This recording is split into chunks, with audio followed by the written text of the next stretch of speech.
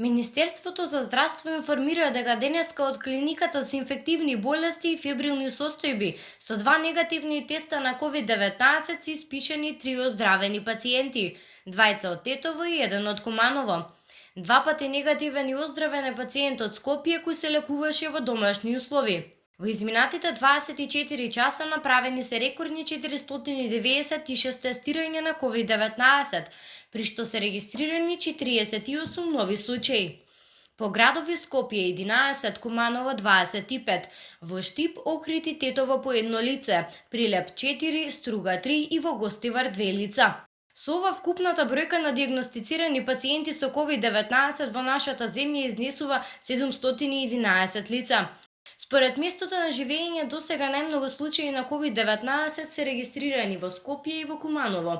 Согласно извештајот на Институтот за јавно здравје, во денешната статистика ќе бидат евидентирани две претходно починати лица.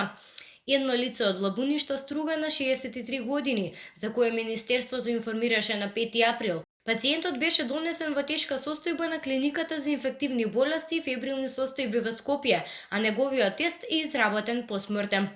Во денешната статистика на Институтот за јавно здравје ќе биде евидентиран и починатиот притвореник од истражниот затвор во Шутка, за кој Министерството информираше во текот на вчерашниот ден.